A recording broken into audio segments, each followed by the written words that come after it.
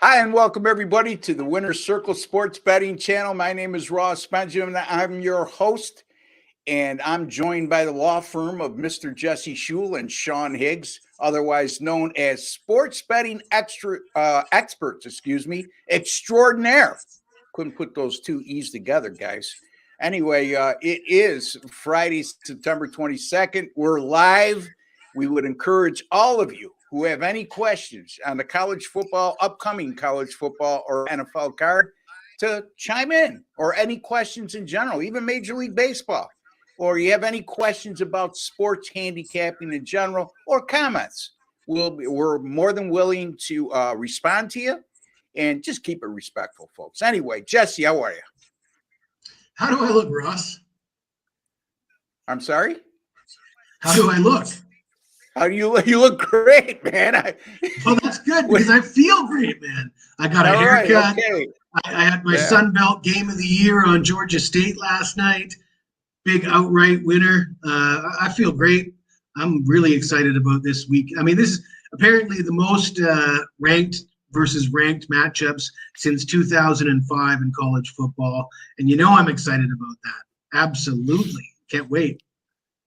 Yeah, so Jesse wants to know if you like Ole Miss, tell him what, or if you like Ole Miss this week, I am dying to hear why. And he gave his analysis on that Ole Miss and Alabama game yesterday. His free pick was on Alabama. And he wants to know all your Ole Miss fans out there, the SEC fans who are not the faithful of the Alabama Crimson Tide that just hate them, for lack of a better phrase, chime in. Let us know. In any event, Mr. Higgs, you look good too, man. I don't know if that has anything to do with you winning a game or not, but or any hair. Well, you don't get, Sean doesn't get haircuts. Here we go. He gets coming with the hair shines. Yeah. Remember the guys with the old boots with the shoe shine thing? Sean goes there and he puts his head on. That's a little polish. And I shaved on Wednesday, so I didn't have too much of a shine. But whatever. I got a good shiny head. I got good lighting, I guess. I don't know what to say. Let's go. It's Football Friday, baby. Star Child in the house. Star Child. Let's go. Say thank you, Star Child. I appreciate that. Do you know who that? Do you know who that guy is there, Ross? Who the character is? No, I do not. Actually, he fought Bruce Leroy. Jesse, isn't that Kareem Abdul-Jabbar? No, it's from a movie. Well, didn't Kareem actually do a movie? Yeah, but it's not Conan. It's not Conan the Barbarian. Personally, for crying out loud. No, I don't know. I mean, that's definitely not. I mean, Star Child's just a name, but the avatar is from a movie. Anyway, Bama will win. Roll Tide. So he's on board with Jesse. Show enough, baby.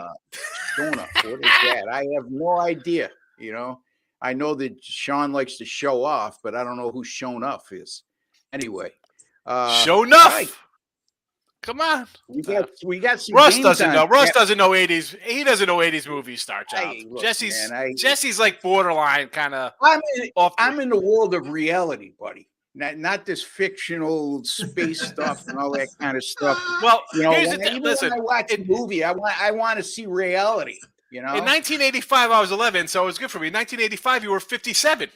I mean, come on. Yeah. Right. Some of our fans call us old heads, and Ross is certainly the president of the old heads. Yeah, boy, oh boy. You would think that I'm an ancient, old, decrepit creature, yet I have a full head of hair. Neither one of these guys do. And, here we go. Anyway. He's throwing out here. But I'm not wrong. Bruce Lee didn't Bruce Lee do a movie with Kareem Abdul-Jabbar, or was that somebody else? Yeah. Well, I don't know. Listen, I know Kareem did the movie with Arnold, and he was in Conan, but Bruce Leroy was the character. He was like in the movie. Ross gets a pass. Ross is the boss. Yes, he is. We better move to football. Ross is going to get pissed. Yeah, no, you're right, Star. We got to get on. I've already been lambasted all week long. So, I mean, one guy chimed in yesterday. You guys weren't on the show yesterday. So some guy chimed in and says, here we go. The guy's talking about what he did last week. I'm done. I'll never watch this show again. Okay? So if I told you I went 0-12, you would continue to watch and listen? Help me out, guys. You know. Here's the thing: you go 12, they'll be killing you. They'll be killing you all day. They don't want to hear. I don't understand. Why wouldn't you want to know how somebody does? It makes zero sense to me. Yeah, it's called Business 101. Anyway, there you go. There's Dustin chiming in. Dustin, you were right, Jess. I wasn't sure. Yeah. This guy, Jesse, doesn't know nothing about 80s movies. Come on. Yeah, but that movie in particular. I mean, that movie's a classic, though. This one you're talking about, it's like a B movie or something. Yes, I like classic is the Magnum Force. Magnum Force with Clint Eastwood is a classic. Come on. Anyway, now I'm really showing my age. It's got like Charlie Chaplin movies, no sound. Bruce K. Gone with the Wind, everybody. Ross comes out. Gone with the Wind was a classic. Yeah. Sometimes I wish there was no sound when I do a show with you guys. So, in any event, let's move on. We got 3 NFL games that we're doing today. I'll be looking at the Rams and Cincinnati game that goes on Monday night. Jesse's looking at the Sunday night matchup between the Steelers and the Raiders, and Sean is going to look at the Eagles and Bucks. Sean, let's talk to you first about the Eagles and Bucks. I mean, you went out on a limb before the season started and said, I like the Bucks at 10-1 as a long shot to win the NFC South. Well, it's only 2 games in, but right now you're looking a little bit prophetic anyway. The Eagles are a 5-point favorite. The total in this game is 45. The Eagles are 2-0, but they haven't exactly looked dominating like a lot of people thought they would out of the gate. But then again, that Super Bowl loser hangover might be in play here with the Eagles. What do you think, Sean?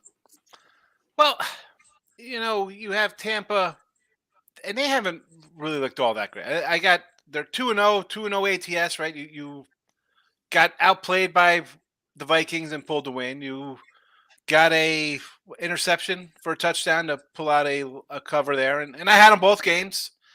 And I'm going to come back with Tampa again today. And of course, I got it at the early number. I got a 7 and a 6.5. It's down a little bit. What have we seen out of – forget the whole Super Bowl hangover. You lose coordinators. You lose some defensive guys. Then you start getting injuries. The last 2 weeks from Philly, and I had them in week 1. I thought they were going to come in, and I don't see New England scoring points.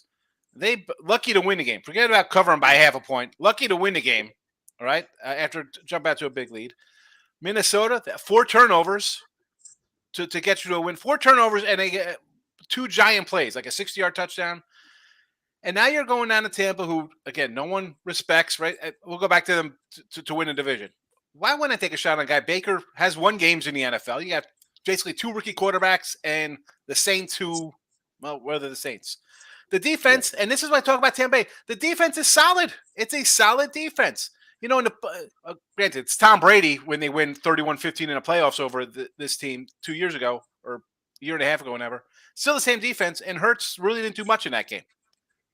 So do I expect him to take a giant step forward from a year and a half ago when he couldn't move the ball on this team, when it's pretty much the same defense, and you have you're not taking a step back, but it's different. You got new kind of plays, work on a new playbook. It hasn't been explosive like we've seen. I mean, you talked about the other day, what A.J. Brown complaining about, I'm not getting enough touches already. 2 games into the season, the wide receivers are complaining.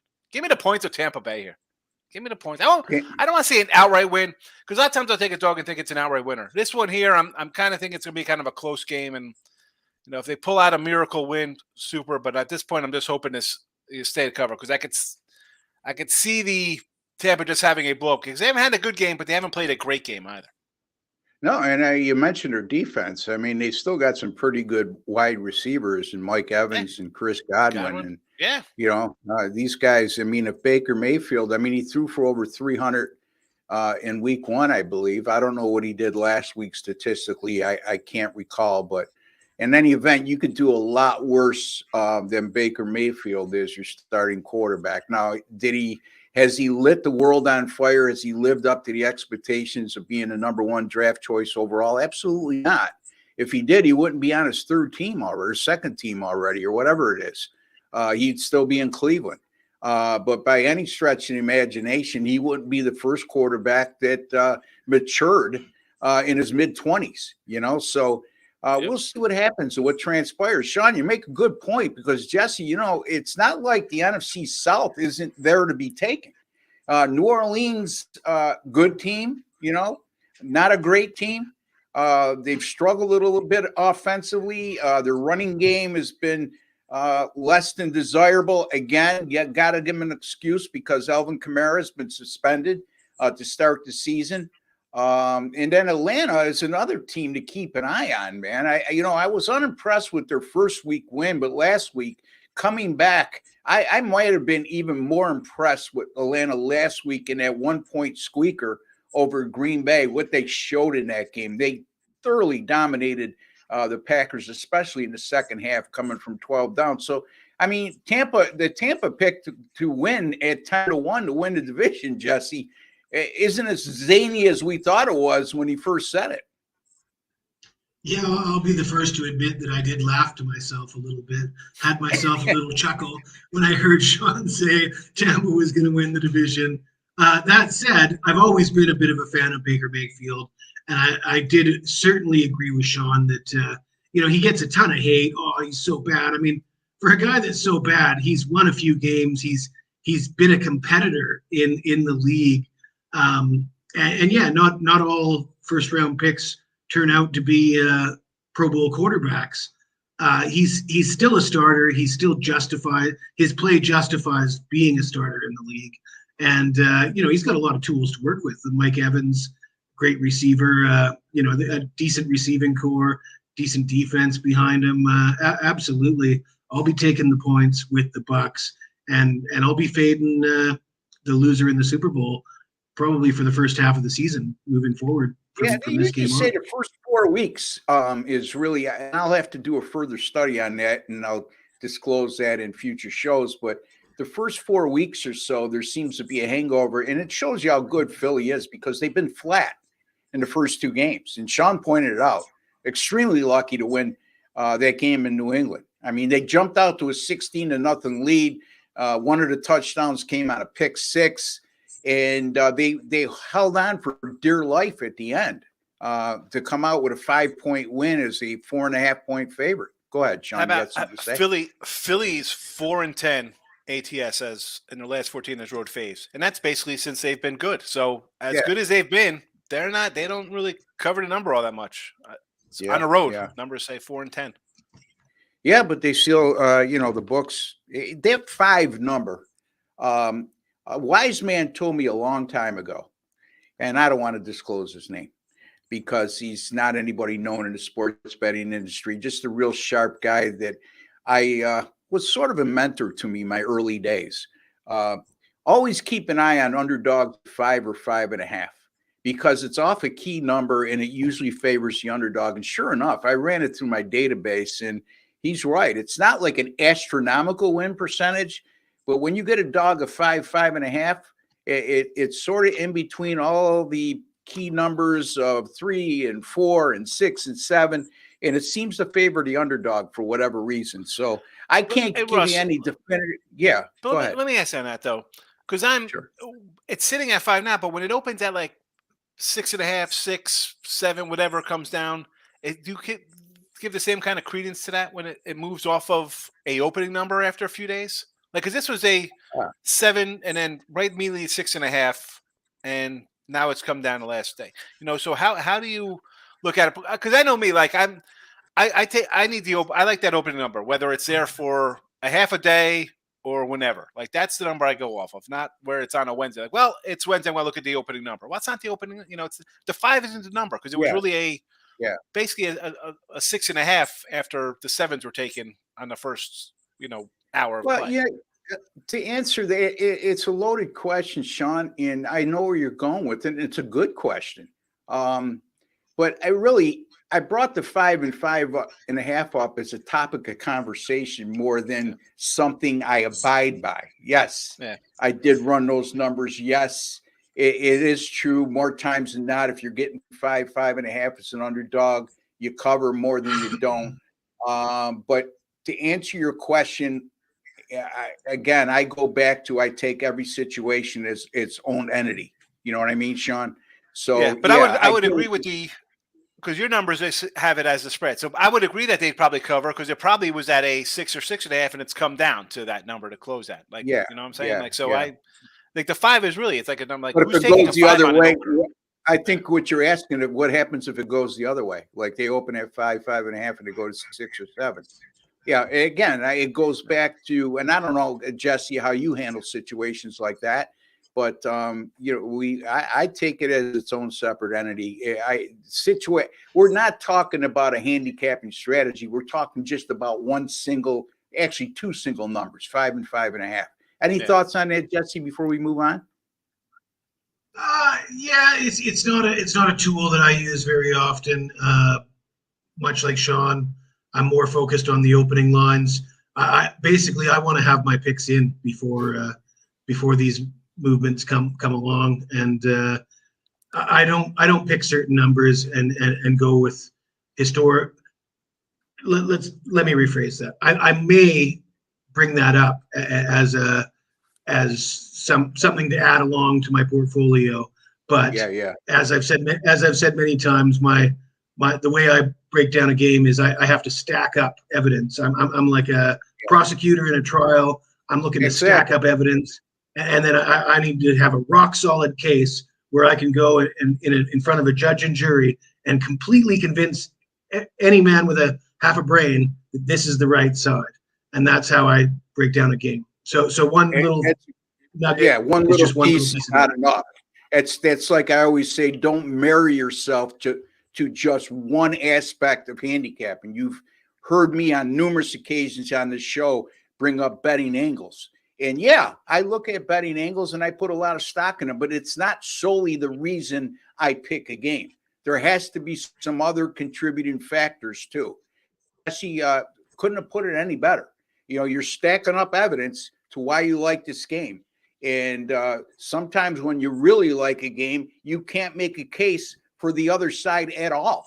So very good stuff, Jesse. All right, Jesse, you got a question here. And I'll put it up again. Jesse, I've been battling with guys all week at work. They all think Bama sucks. It's crazy. Take it away. Yeah, no, I'm waiting for somebody to come into the chat and tell me why they think Ole Miss is going to win outright this week. Because as I just said, I approach everything like I'm a trial lawyer preparing my case, and I think I can refute any argument you have for Ole Miss. I can refute it with rock solid facts, history, situations. I'm big on Bama this week. I don't, there's no such thing as a lock. Bama does look a little shaky, but Florida looked shaky after they lost to Utah. Florida just crushed Tennessee, and I was on Florida, right? LSU looked shaky against Florida State. LSU just crushed Mississippi State. I was on LSU. Now Bama looks shaky.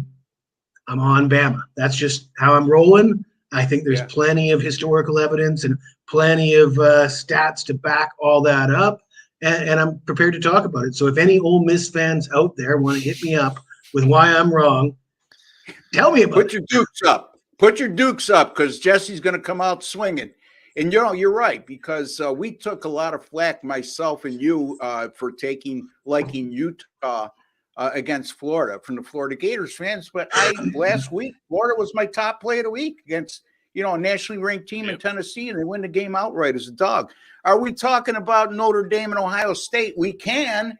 Do you have a specific question, Jared, in that regard? But guys, any feelings on or any thoughts in terms of how it equates to sports betting about this matchup, Sean? Well, we did this on Wednesday we talked about this game, or Tuesday we talked Notre Dame and Ohio State on one of the past videos there, Jared. But I'll tell you, I like the over in this game. I do. I put out the over here in the video. That's where I'm leaning. Sidewise, I really don't know. I mean, a part of me likes Ohio State. I haven't bet it. I don't have a side in this game. I just like the over. I think we'll see some points on the board here. All right. So, Jesse, you have any thoughts in that regard that you want to add? Yeah, I regret not getting a 3.5 when the line opened. There's no 3.5s available as far as I can see right now. My opinion is I don't have a strong opinion. I think I said in the previous video we did on this game, neither one of these teams has played anybody, so it's really difficult to gauge where they're at when they don't have a quality opponent leading up to this game. But at the end of the day, we can go back to their meeting last year. We can sort of do our best to figure where these programs are based on what we know about them from previous seasons and other reasons. And then, you add Sam Hartman to Notre Dame, and all of a sudden they've got the edge of quarterback, and they're a home dog. And if you're getting that hook, I'm disappointed myself that I missed out on that, and that's why I don't have a play on the game. But my lean would be to Notre Dame because they've got the better quarterback, and Ohio State might have the better athletes, the better receivers and running backs. But we've seen this team be vulnerable in the past, and now they're on the road at Notre Dame laying 3.5. I think the smart money's on Notre Dame. I'm sure Ohio State fans will chime in and say, did you see how our quarterback played last week? And you're right. He was very, very good. Okay. But that was against Western Kentucky. Western Kentucky gives up 50 points a game against FCS teams. They win 60-50, 61-59. I'm being sarcastic. My point is they base themselves on leaning on their offense a heck of a lot more than their defense. So Notre Dame's a whole different animal. Number one, they have a running game and a good one. And number two, they're better defensively than people are giving them credit for. Now, the Buckeyes are as well. So we'll see. I mean, it's going to be a heck of a game to watch. I haven't decided even at this point if I'm going to use that game, and I'm going to say probably not because there's just too much uncertainty. Like Jesse was saying, trying to make a case as a prosecutor against a defendant. Well, trying to make a case for either team in this matchup, there's like half you can make a case here for Notre Dame and half you can make a case here for Ohio State. When that occurs with me, it's like, okay, turn the page, on to the next game, look for value. And I don't know if there's any betting value in this game. So that's just me. All right. So Daniel wants to know about props. And Jesse just told him coming up. Excuse me. Let me look at this question. Like any props this week, Jesse? So, Jesse, we'll get right into your game that you're covering because you do have a prop in this game. It's the Steelers and the Raiders game. It goes on Sunday night at 8:20 p.m. Eastern time. The Raiders right now are 2.5-point home favorite. The total in this game is 43. Take it away, Jesse. Well, I am right where I want to be with college football. Great record. Really happy with that big Sun Belt game of the year win yesterday. My NFL hasn't been as good as I'd like it to be, and the difference is probably that Monday Night Football game of the year on the Browns last week, and they lost at Pittsburgh to the Steelers. And all the Steelers fans are going to say, "Oh, we always beat the Browns, and you don't come into Pittsburgh." But it was kind of a fraudulent win when you look at total yards and turnovers and the way that game and the fact the emotional damage caused by the injury to Nick Chubb. Cleveland certainly had an opportunity to win that game, and they probably should have won that game, and that leaves me with a bad taste in my mouth. So I don't like the Steelers right now. I'm tempted to take the dog here, but I won't do that either because, let's face it, the Raiders aren't that dependable. So I'm looking at a prop on Josh Jacobs, anytime touchdown, plus money, plus 105. Jacobs hasn't scored a touchdown yet this year. He hasn't been getting a ton of work, but this Steelers defense, they gave up 198 yards on the ground to Cleveland last week. The Browns averaged 5.7 yards per carry, and the injury to Cam Hayward is going to hurt the Steelers' run defense. Jacobs is a guy that scored a dozen touchdowns last year. He's been a upper tier running back. He's been productive in his career, 40 touchdowns in 62 career games. The fact that he hasn't got in yet, and the fact that the Raiders are a slight favorite here at home, or at least last time I checked anyways. But I think the Raiders will score a few points here, and I think the Steelers defense has some issues, and I like the chances of Jacobs to get in the end zone, and I like the plus money. So that's and I don't see him having back-to-back bad games. I mean, he got stymied last week at Buffalo. The Bills did a hell of a job of taking him out of the game. Let's not forget with Pittsburgh, just talking about the point spread and who's going to win the game. Let's not get carried away with that win against the Browns. And Jesse brought up a couple good points. The other point is they scored 2 touchdowns on defense in that game. Okay, which is very hard to overcome for any NFL team, meaning the Browns. And in terms of the rushing, at the time of the injury, late in the second quarter, I believe it was late in the second quarter. I know it was the first half of Nick Chubb. He had 64 yards at that time. And then the backup running back comes in and he rushes for 110 yards. So you're right. As good as Pittsburgh's defense could be at times, they struggled mightily against the run in that game. Sean, there's a question for you here. Mr. Higgs, Oregon plus 30. Is that you? No, that's you comment. Oregon plus 30 plus. I agree with you, Sean. I think this is a prime spot. I mean, again, with no everybody loves Deion. I listen, and it's not that I don't like Deion Sanders. I mean, like it's the team. You barely beat TCU. You're still getting turnovers in the Nebraska game right now, and you should have lost to Colorado State at home. And this opened up at a 15. This line, I can't believe it's 21 points. Well, if you know anything about football, you're shocked it's not at the 28 that it opened up in August at. It should be 31 instead of 21. You don't think the Ducks Oregon's going to put up 50 points. Colorado this week and next week in 2C, they're going to lose by a combined 100 points, and people are they'll be on the street living in tents because they just think Colorado is like money just dropping out of the sky. Oregon's and USC's offense is elite. Okay, two very good quarterbacks in Bo Nix, and obviously the last year's Heisman Trophy winner Khalil Williams over at USC. And you're also forgetting that the fact that they probably combined about 20 NFL players on their team. Yeah, and you look at Colorado's a team. You rebuilt a 1-11 team. You brought in 30 new guys. Okay, good luck with that. Good luck when the guy gets hurt. If Travis Hunter gets hurt on any other team, you got another Travis Hunter coming into play. Not here, you don't have. And he's on both sides of the ball. Come on. He's a genuine star. He plays on both sides of the ball. He plays a lot of snaps, and he's out for 3 weeks now. One player shouldn't make a huge difference, but in this case, when you're talking about a team that's got a very good top 11 offensively, I mean, their quarterback has played very well, Deion's son. The wide receivers have been brilliant, but you look at Colorado's defensive numbers in the first 3 games, Jesse. I mean, take away the Nebraska game, and even Nebraska moved the ball a little bit on them. The other 2 games, they were very uninspiring, to say the least. Right, Jesse?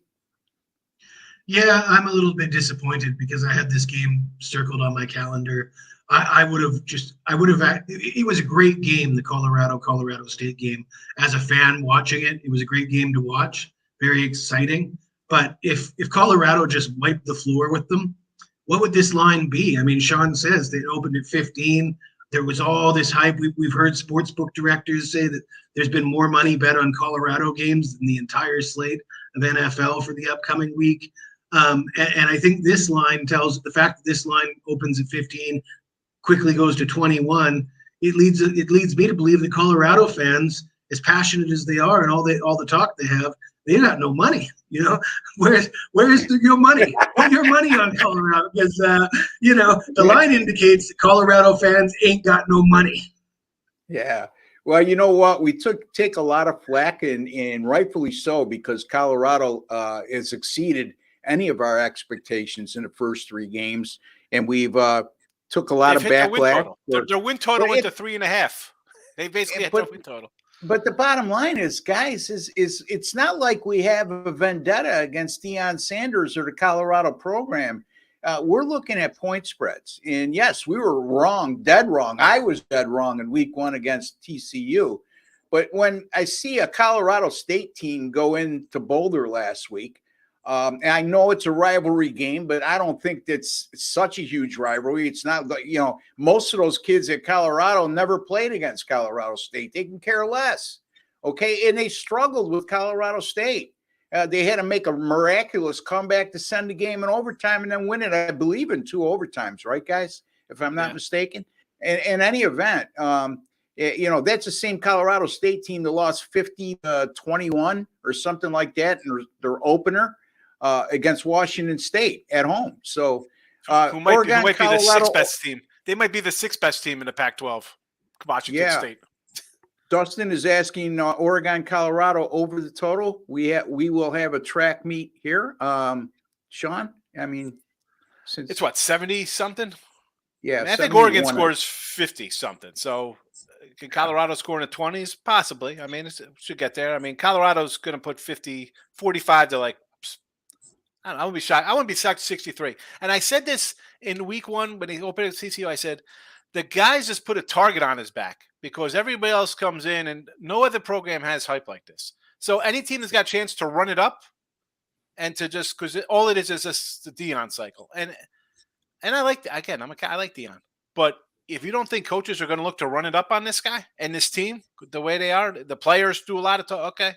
All right, let's see how you are. Yeah. You might be better than me individually as a player. You're a 5-star. You transferred from Alabama or Georgia or whatever. No problem. As a team, though, we're better than you, and we're going to, I could see when it's time for the better teams to beat these guys, they're definitely going to run it up.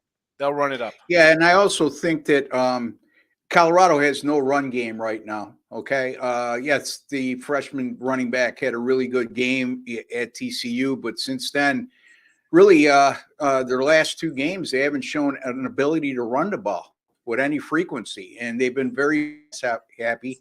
And like Sean said, you look at Colorado's defense, and you got to think that Oregon's got a good shot of running up to 50 points this game. And if that's the case, then yeah, I would have a lean toward the over, according to what Sean's telling us. And it's just one of those common sense things. You're going to have this should be a high scoring game. Let's put it that way. I'm not willing to go over a total when it gets into the 70s, though. 70s, yeah.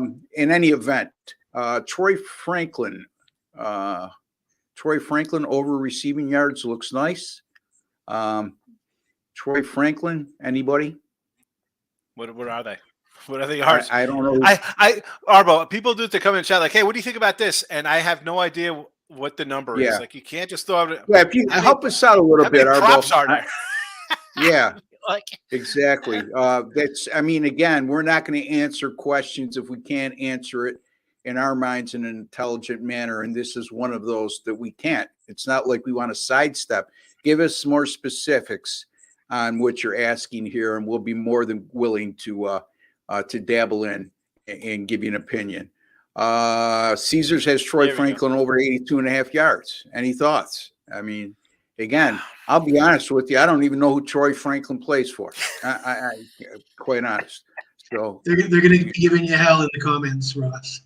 Well, they could. It's not something that rings a bell to me. And as you well know, he's on Oregon. He's on Oregon. He's about to. I'll say yeah. I can care less about names. Okay, I know Bo Nix is the quarterback, and I look at results, I look at numbers, and I handicap accordingly. You know, if you want to get me into questions like this, I think you need to tune into a fantasy show. But these guys would disagree with me. Jesse, especially, is a props player.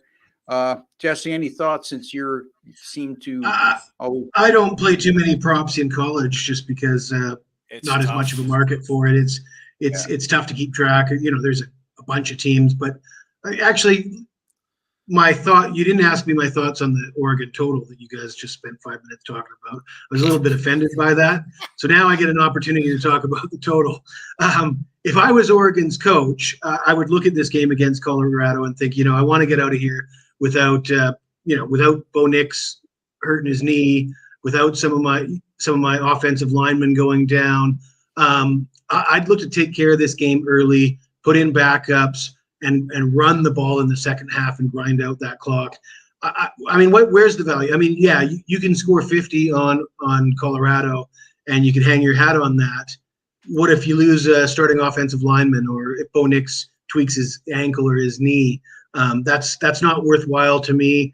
This is not that big of a game for Oregon. Oregon just Colorado's a ranked team. You beat them, send them packing, and then you move on. And then you got Utah, UCLA, USC. Those are going to be tough games. You need everybody on deck for those games. You can't afford to get anybody injured. Honestly, I could see Oregon scoring 30 in the first half, shutting down the second half, making it a boring snooze fest, and we see the total land on 65 or 68. It doesn't reach the 71. That's my thoughts on the total. If I was the coach, if I was in charge of the game plan, that's how I would do it. I would get Bo Nix out of there, get the starting off, get these second string boosters. off. They're gonna be like, you want your nil money? You better run it up on this guy. You better. I want to see points.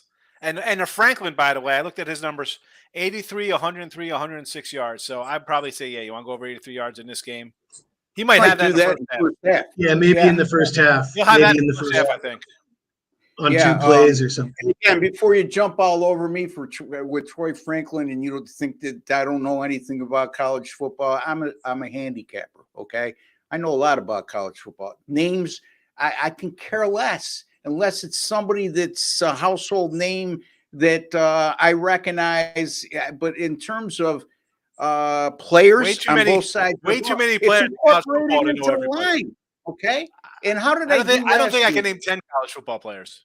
Yeah, I don't think I mean, how did they do last week? In your defense, Ross, you come up with names like Troy Franklin, Mike Brown, Robert Smith, or your chances are there's going to be more than one of them in Division I or FCS. There's probably another Troy Franklin playing college football in either Division I or FCS or whatever. So I got one living next door to me, Jesse. Troy Franklin. I don't know the last time he went over 82.5 yards. Probably when he cut the grass.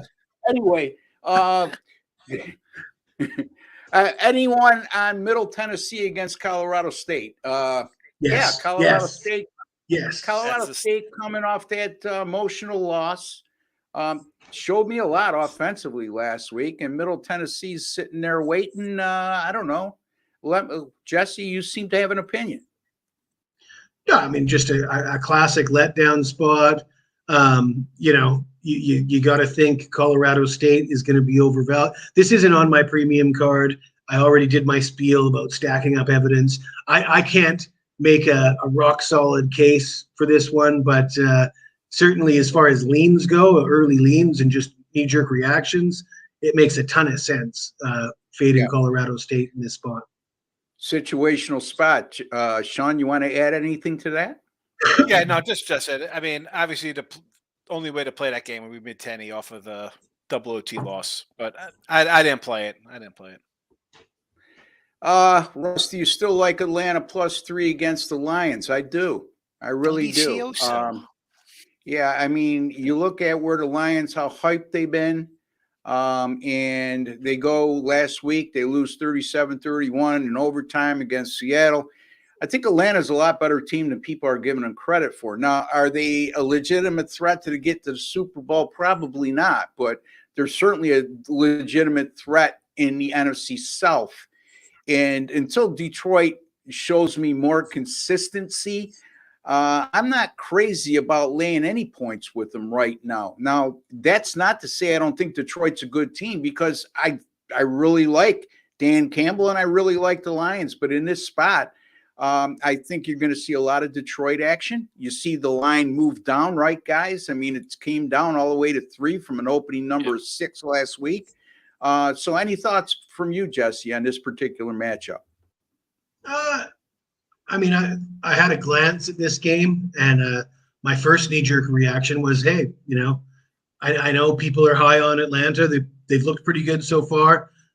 Can I find a reason to bet on Detroit here? And I backed out of it right away when I looked at their injuries. I just thought, too many guys banged up for me to want to bet on Detroit. So I backed away and left. And I haven't looked at the game, so I haven't been up to date on what's going on right now with the injuries for Detroit and how healthy they are. But my first reaction was I want to take Detroit. I had to walk away because I didn't think they were 100% healthy. Premium picks, agree with Sean. Take the over. They both are capable of making comeback regardless who gets up. All right, so premium picks, that takes me to this. I'm glad that you chimed in. Thank you, sir. Our premium picks over at gamblersworld.net. We got a special running right now, folks. If you purchase a 30-day or a 3-day or 7-day subscription plan at gamblersworld.net from any one of us, you're going to get an additional $50 in credit to your account. Again, 3-day, 7-day, get in today. You get Friday, Saturday, and Sunday action. Get in tomorrow morning, Saturday, Sunday, and Monday action. We got 2 NFL games on Monday. 3 great handicappers here, 7 more at the site. Yesterday you guys will get a kick out of this. Some guy wrote, Ross reminds me of a shady used car salesman. Well, I guess. So, boy, oh boy, the accolades that I get, my ego is just through the roof. By the way, shady car salesman, shady because used cars salesmen that are shady usually don't know what they're doing, so they got to revert to unethical practices to get a sale. I don't have to do that, folks. I went 12-0 last week, So I'm not saying that I'm going to go 12-0 every week, but I don't know. I think I know what I'm doing. Anyway, I'm sure that if I ask Jesse and Sean, that might turn into a whole different discussion. Anyway, any thoughts on Huskies minus 20.5, and any thoughts on Washington money line versus the Bills?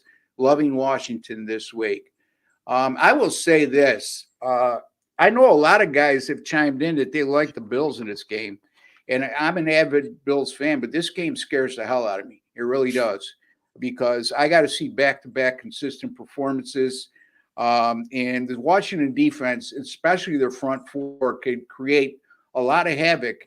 And the Bills, if they have a major weakness, is their offensive line. Now, they're not terrible, but as we saw in week 1, the Jets got to Josh Allen 5 times, and he's a very mobile quarterback. And Washington can certainly cause problems in this game. And then the Washington Huskies minus the 20.5. I'll let Sean, you take that away first. Yeah, back to the Washington football NFL. I grabbed the Redskins there plus 6.5. I thought that's a Commanders, Sean. No, Redskins. No. The Commanders. San Diego Chargers, Cleveland Indians, Washington Redskins. And I think I'm a Cal dog guy, but I think in this spot though, I don't like home dog Cal. Like when they're pulling off a nice win versus Auburn. Yes, here on the road, I don't know. I don't think they could contain a panics. I'd have to lay. I'd say lay it. I didn't bet this Washington, but I do like Washington. Yeah. So and Sean also likes the St. Louis Cardinals with Jim Hart at quarterback. Redskins. Anyway, Jesse, your thoughts. I'm a big proponent of big Penix energy, and I pity the fool betting against Washington, especially at home. I didn't bet on this game myself. I thought it was a pretty big number, but the way Washington scores, I mean, how do you bet against them? So, yeah. How do you bet against the big Penix on the Peacock Network like he was last week? Anyway. Oh, my goodness. Deshaun Watson, $230 million guaranteed. That's just absurd. And whoever signed that deal for Cleveland, the ownership, the general manager should have their head examined. Not because I don't care if he threw for 1,000 yards in the first 2 weeks, guys. In this day and age, you don't guarantee a whole contract. I mean, his contract is fully guaranteed. And this guy hasn't played a lot of football over the last 2 years. Quite frankly, when I watched him last week, he looked old and slow. And I don't know if that's rust, but I don't recollect him being that way. I mean, plus he was extremely inaccurate in the first 2 weeks. He doesn't have the mobility that I remember him having with Houston. I don't know your thoughts on, am I seeing something differently than everybody else, Jesse? I mean, he's not worth $230 million guaranteed. You're not going to get me defending that. I will say that I think it's a little early to condemn him as done. They were tough spots. As much as I said the win was fraudulent for the Steelers, I mean, they still have TJ Watt. They still have Minkah Fitzpatrick. I mean, I wouldn't want to be an opposing quarterback facing those dudes. It was a tough spot. And then the first week was a bad weather game. I actually thought he played relatively well in the circumstances against Cincinnati. He was running the ball effectively. He was running the offense effectively in bad weather. I have hopes that he can develop into a middle of the road quarterback. And right now people are, I mean, I think I've seen some stats putting him like the worse than other teams' backups or something. And I think when it's all said and done, I think he'll get back to at least mediocre.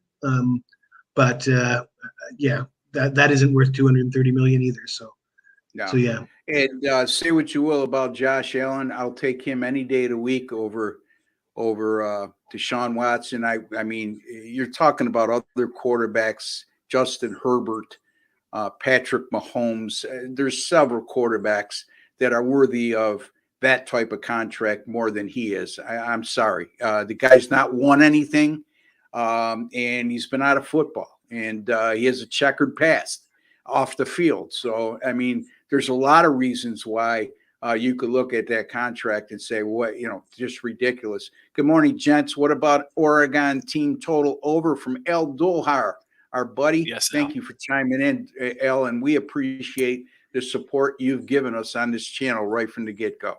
I think we commented on all that, but Sean, you want to touch upon it again? Yes. It's probably around 47. Yes, take it. Whatever the over is, take that over. And Jesse, who was offended, we didn't ask him about the team total. And I said it for me. I was going to go over 44.5. Couldn't get it. It was the best I could get was 46. It was a pass for me. All right. What do you guys think about Purdue and over in the North Carolina State game? 2 games tonight. Purdue right now, they opened up as a 7-point dog against Wisconsin.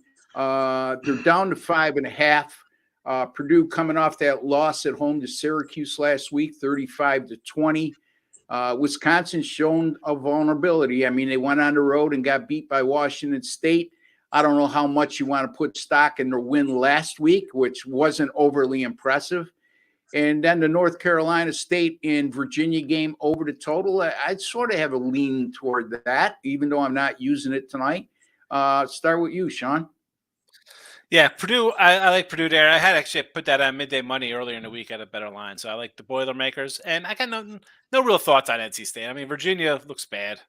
And back to Deshaun Watson real fast. 2 games this year, 6 games last year. Didn't play the year before that. So 8 games in 3 years. Yeah, it's going to take time for you to get up to speed when you haven't played a half a season of football in 3 years in the NFL. So, not that I think he should get to 230. It's guaranteed, whatever. But his play, I think it's going to be a whole season of him getting better. I think you don't just turn that kind of stuff on. You need some reps. And 8 games is not it. I think 8 games in 3 years. Jim Quinn should guarantee my contract for the next 10 years too. Boy, oh boy. Anyway, but then according to these guys, I'm 78 years old already. So what do you want to do? Listen to Ross at 88? Anyway, Jesse, anything you want to chime in on? I missed the boat on Purdue. I at the opening line, I would have liked Purdue. I would lean toward Purdue. Both those teams, struggled, but Tanner Mordecai for Wisconsin just hasn't been. The fact that they were, a big favorite last week and they got the win, but he didn't play well. I'd be concerned about that, and I'm expecting Purdue to figure it out eventually and getting points in this spot. My lean is toward Purdue. And then again, like Sean said, I got no thoughts on the NC State game. Virginia's a horrible team with a horrible defense, but everybody knows that. So where's the value, right? Yeah, exactly. And that line has really not. I'm talking about the front number, the point spread. It's really not moved much. It's pretty much been steady. Which when I see that. It's either take the underdog or leave the game alone, and I'm not willing to take the underdog in this matchup.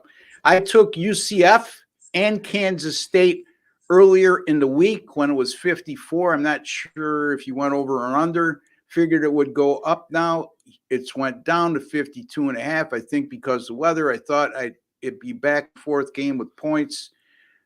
It's really not the way that Kansas State plays, but in UCF, Sean said it right from the beginning of the season. He thought they were the best team in the state of Florida, and you might be correct. Sean, your thoughts? Yeah, I'm looking at that right now. That total I saw FanDuel open at 59.5. That's crazy. And this total and open at a 7-point dog for UCF? I mean, Plumlee's out. Is that what it is? That's why the line's down? All right. But you might expect them to score more. I mean, Plumlee's a run first kind of guy, and McLean, the ex-Florida State, or not Florida State, South Florida guy, a guy that's played years in college football, is more of a passer in my opinion. So I think that could only help the over if you think McLean's all right. Which I'm definitely think, not I think telling you to buy off anything. It's not a game I had. I got 13 games. That's not one of them. And whenever stuff like that happens, especially college, you don't know. Like you brought up good points, Jess. It could be a moot point. Guys come in. We saw Max Duggan last year. Remember him? He wasn't the starter last year in TCU. Took him to a championship game. So yeah, Kansas State coming off that just ride it out. Ride out your bet. Kansas State coming off that excruciating loss at Missouri last week, where Missouri kicked a 61-yard field goal on the last play of the game to win by 3. Longest field goal ever made in the SEC history. Beware the wounded animal here. I like Chris Klein. I think he's an excellent head coach. I like that Kansas State football program. This is UCF's Big 12 debut, meaning Big 12 opener. So again, there's a lot of intrigue to that matchup, but I personally going to stay away from this game, I believe. But by the same token, it's going to be a hell of a game to watch. But like I said, I'd be a little leery about fading Kansas State off a loss at home. Okay, that's just my general thinking. Folks, if you have not subscribed to our YouTube channel, please take a second to do so. If you're on your PC, you'll see a WC logo right in the bottom right-hand corner of your video screen. Just click on that. That'll get you subscribed. It's absolutely free. There's no strings attached. There's no hidden agenda, folks. You're just privy to some of the best sports betting information you'll find anywhere on the internet. And what I like to think anyway, and I'm a little biased, is the best sports betting podcast on the internet. Also, if you're watching on your mobile device, you'll see a black subscribe button right underneath your video box. Just click on that. That'll get you subscribed. And also, I'm going to ask you to take one step further and go into your YouTube settings, and there's an alert notification bell. Hit that, and for the Winner's Circle Sports Betting channel, you'll be notified immediately upon any of our sports betting podcasts going up on this channel. So thank you for that. All right, let me take a look at my game because we got away from our free picks here, but I'm going to be looking at the game between the LA Rams and the Cincinnati Bengals on Monday night, 8:15 p.m. Eastern time. Cincinnati in a very urgent situation here, -3 and 44. I say very urgent because they opened the season with 2 losses, not only 2 losses, but 2 losses against divisional opponents. And they could ill afford to go 0-3 right out of the gate here. Do teams make the playoffs after they go 0-3? There's been several examples of that happening, but they're few and far between. Here's what bothers me about Cincinnati is their offense. I just don't think Joe Burrow is right. I know he got sacked numerous times in the first 2 games, especially in the opener. His calf injury seems to be hindering him. This is a Cincinnati Bengals offense that is mind-boggling, only averaging 13.5 points per game and 212 yards per game in their first 2 contests. And that includes his 3.9 yards per play, which is an atrocious number. On top of that, their time of possession, their defense has been on the field almost 35 minutes a game, as Cincinnati's held the ball for only 25 minutes and 33 seconds in the first 2 games. Since 2020, the Bengals have been 8-2 to the under in the month of September, when the total's been 47 or less. The Rams, on the other hand, I mean, I don't know if they're as good defensively as their numbers indicate right now, but I do know this. The Rams are averaging 36 minutes a game in time of possession. And sometimes your best defense is a ball control offense. And since 2020, the Rams 9-2 to the under, off a game in which there was a combined 50 points or more scored. Last week, 30-23 against San Francisco, in a game where Sean McVay decided to kick a field goal at the end on the last play of the game, down 30-20, and it left a lot of people in an uproar because that line was either 7 or 7.5, depending on when you got down. As I alluded to, the Rams defense, the first two games, allowing just 272 yards a game. A lot of that, again, can be attributed to their time of possession. And also, here's a couple betting angles. A Monday night home favorite off a straight up favorite loss, like the Cincinnati Bengals are. They lost last week as a 3.5-point favorite at home against Baltimore. And it's after game 2 of the season, 11-0 to the under since 2019. Game 3 home favorites that are 0-2 on the season, and they won 12 or more regular season games the year before, 9-1 to the under since 1984. So I'm going to go to the Rams and Cincinnati under 44. Jesse? Well, I'm going to say something that people are perhaps going to be shocked by, but I hope Burrow plays. And if he does, I want to take the Rams, because I think an injured Burrow, we've seen what he looks like. He's not very effective. I don't expect Jake Browning to be great either. But we don't, at the end of the day, Jake Browning coming in, like Sean said, some of these guys come off the bench and they, all hell breaks loose, and you never know when that's going to happen. But if Burrow plays and he plays hurt, we pretty much know what that's going to look like. So if I could catch 3.5 points because Burrow's play, or 4.5, or whatever the line would jump to if they announce that Burrow's going to start, give me the Rams. If Browning's playing and I'm only catching 3, I'm passing. Yeah, and I don't know how much stock you put in this, Jesse, in part of your breakdown of games, but the thing that jumps out at me is the 36 minutes in time of possession for the Rams, opposed to a little over 25 minutes for the Cincinnati Bengals. And to me, that tells me your offense is not clicking, meaning Cincinnati, or your defense is real bad, or a combination of both. But Sean, do you put any weight in that when you look at that kind of disparity in average time of possession for both teams? It depends on like the matchup kind of thing for that. Like, okay, You have a good time of possession, but how's the other team coming out? Is your time of possession just overwhelmed because, in week 1, Seattle's just chucking all over the place and can't make a completion going 3 and out. So you hold on the ball for 3 drives and then you milk the clock and you're holding on to a lead the whole way. So it's more, I guess, if I'm looking at that, I got to jump into the games before that, to how it got to them holding the ball for 40 minutes. It played San Francisco last week, by the way. Yeah. So, because obviously you don't want San Francisco on the field, right? You're worried about them. San Francisco scores 30-some points against you every time you play, so you don't want them. Well, the point being, not to play the devil's advocate with you, Sean, but we all like to say, okay, we're playing a team like San Francisco. Let's dominate time of possession and keep our defense off the field. That's a good theory, but you still have to go out and do it. And, that's the other thing, part of the equation. But I get what you're saying. It goes back to treating every game as a separate entity. Like I said earlier, I'd be contradicting myself if I disagreed with you, buddy. Anyway, Jesse, your thoughts in terms of time of possession? Does it enter your mind or enter your equation? We've seen how bad Burrow's looked. If you had a more competent quarterback in there, your time of possession would probably increase. As I said, I don't know what Jake Browning is going to look like. He was pretty good for Washington in college. That was a while back now. We haven't seen this guy play a game in a long time. Maybe some brief appearances in the preseason.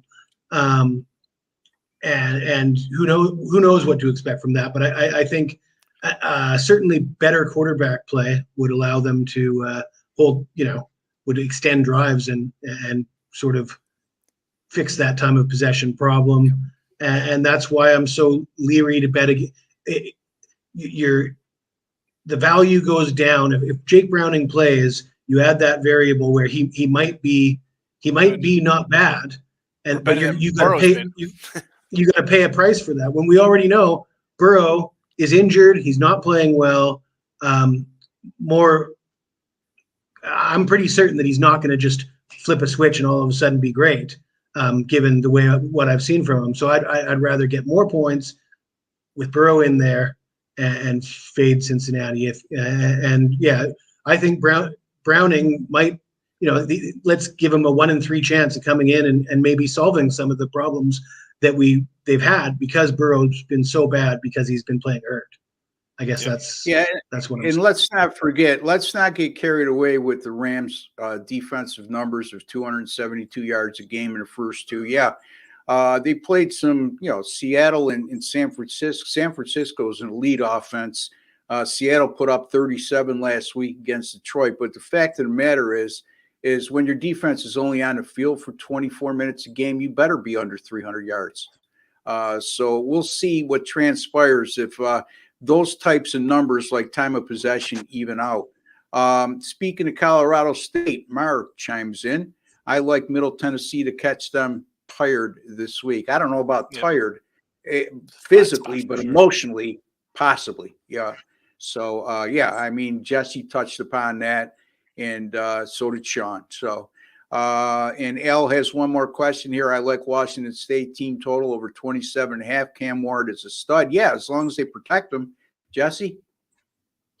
Yeah, I'm torn on this game. I mean, both Washington State and Oregon State look great. DJU is you never know what to expect. He looks like a world beater one day, and he can't complete a pass the next day. So I don't know what to expect from them. At the end of the day, a home game. I'm going to pass. I'm not going to bet on anything in this game. I can't call it. Can't call it for me. Yeah, I mean, if you like Washington State in this game, you better like the over 28 because they're going to have to at least score that, in my opinion. They haven't shown the ability to consistently stop people defensively. Yes, they did beat Wisconsin, and yes, they were impressive in that game. But I don't know, Sean, your thoughts? Yeah, you're also beating Wisconsin, who's got a whole new regime and setup going on. You figured they'd struggle out of the gate. Shouldn't have been favored on the road.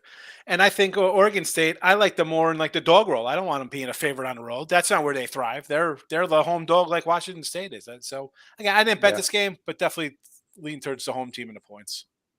I tell you, Pullman's a tough place to go in and win at, even for top 25 teams like Oregon State. Looking forward to see what transpires there. We have a ranked team in Oregon State. I believe they're number 14 right now as we speak, against an unranked team in Washington State that's began the season 3-0. And I think Jesse and Sean both touched upon this when Washington State, when we talked about this a couple of weeks ago, is Cam Ward could be a very effective quarterback. But the problem has been since he's been at Washington State is them keeping him upright. So if they could protect him against Oregon State and limit sacks and limit the pressure he sees on a consistent basis, they'll have a very good shot, I think, of approaching that 28 number that you need. All right, let's get to Jesse. And Jesse, tell the folks about what you may have coming up this weekend. And I know you're off to a good start in college football. Tell the folks everything they want to hear. All right. Well, first of all, follow me on Twitter at Jesse Schule. You will see my pin post is a little bit of a rant I did on the Ole Miss Alabama game. You don't want to miss that. You want to catch that on Twitter. College football off to a great start. I did mention the other day, I haven't lost a college football side yet in 2023. 6-0 with sides. Caveat though, there was one game, Utah. They opened at -5.5. Some sites I got the 5.5 and got the win. They ended up winning by 7. There was a few sites I took losses on. So when I say that I'm 100% 6-0 with college football sides, some of you will notice that there was a loss on that one game that was a winner at some sites and a loser at others. Just letting everybody know, full transparency. But yeah, I've got my ACC game of the year. We all know what that's going to be. Clemson, Florida State. And I got my Pac-12 game of the year going this Saturday. You got to get in on those. Come see me at gamblersworld.net. You'll be glad that you did. All right. So a couple games, conference games of the year going with Jesse Schule. Let's see. Clint has a question here. How well do you think Carolina does versus Seattle? Again, Seattle's a heavily bet side this week. And this is a game I'm a little leery about. I did take the Seahawks earlier this week on the Wise Guy contest run by Playbook Sports, but I'm not so certain I like them as the week moved on, especially when I see the amount of action going the way of Seattle. Now, that's not to say that the public won't win, but Carolina's looked absolutely brutal offensively. But defensively, they're not bad. Anything you want to add there, Jesse? Yeah, somebody said that Andy Dalton's an upgrade to Bryce Young. And, a couple of years ago, I would have said the same thing. I would have said any veteran backup coming in to replace a rookie like Bryce. But take a look at what Andy Dalton's done the last couple of years. There was a time when I thought Andy Dalton as a backup would be a positive thing, but not recently. I'm a little skeptical that Andy Dalton is actually, in fact, an upgrade to Bryce Young at this point. Yeah, no matter who you put at quarterback right now for Carolina, the truth of the matter, folks, is you don't have very good offensive skill position players. So, a quarterback could be great. You could put Tom Brady in there right now, and with that cast of characters, he might even look ordinary. So, and Andy Dalton's not trying to prove anything at this point in his career either. He's there to collect a paycheck. You think he gives a damn about what happens? I shouldn't say that he doesn't care. He doesn't want to try and win, but he's on the tail end of his career. He's sort of it's supposed to be a mentor, not be on the field. He's not there to prove that he's the quarterback of the future. So his motivation is a little bit questionable. I really like Rutgers over the team total of 9.5. Sean, what do you think? No opinion on this game. Nothing. I got nothing to say. My buddy asked me that too. What do you think about this game? I'm like, I have no opinion on this game.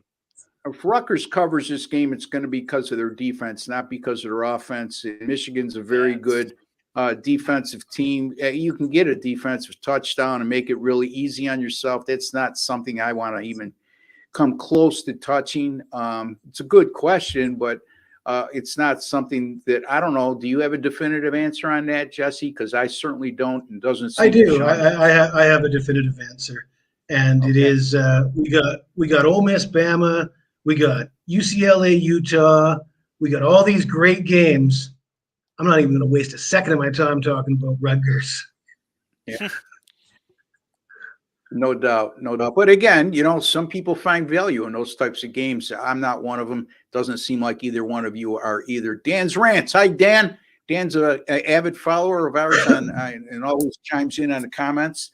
What's up, guys? Dan, we appreciate all your support you've given us since the start of the show. And appreciate you chiming in. Dan also says, I like the Redskins defense, as I touched upon as well. And one other one here. Iceman McPherson, what's your take on the Ducks in Colorado? Sean just gave you must have missed our dialogue on that game. But Ducks by 30.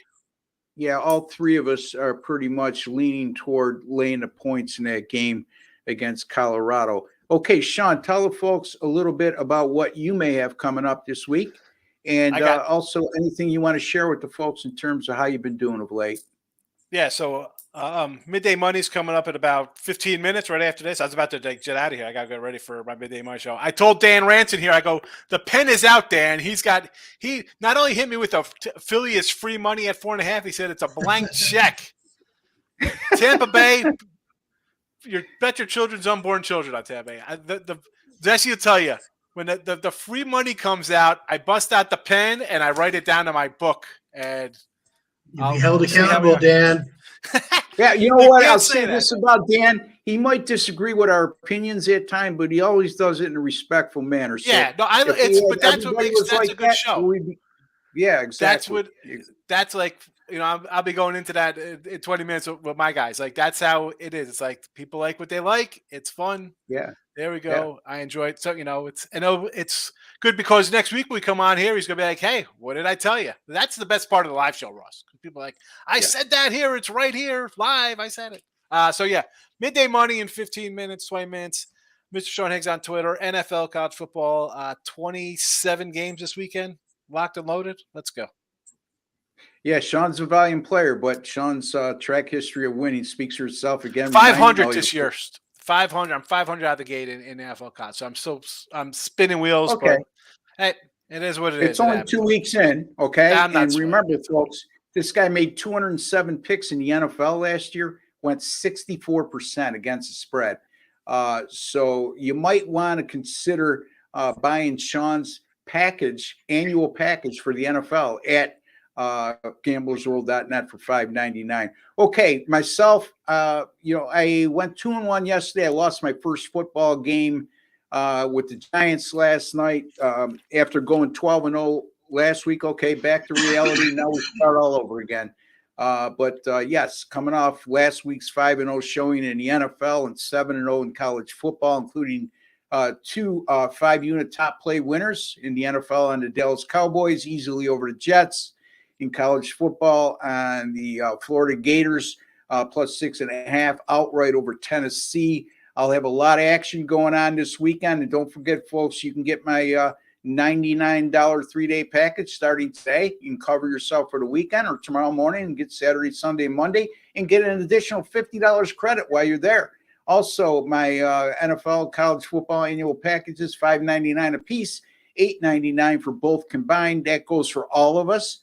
And you should contemplate doing that as well. And on an all sports run right now, one of those epic runs, I've gone 15-2 with my last 17 and also 19-3 with my last 22 with my premium picks in all sports. And my Major League Baseball since August the 4th, let's not forget about baseball. That's still going on. 41-22, folks. So when you get one of those all-inclusive packages for 3 days, 7 days, 30 days, you're going to get my Major League Baseball as well as Sean and Jesse's. All right. There's a like button right underneath. You'll see it right there in front of you, no matter what you're viewing on. Jesse, tell the folks what you want them to do with the like button. Smash that like button. All right, smash that like button. You either can smash it, touch it, tap it. It doesn't matter. It's just a small token of your appreciation for the work we do on this channel and the time, effort, preparedness to make you a smarter sports bettor today than you were yesterday. For Sean Higgs, Jesse Schule, and Ross Benjamin, thanks for joining us today, folks. We appreciate all your questions and comments. Until the next time, take care and God bless.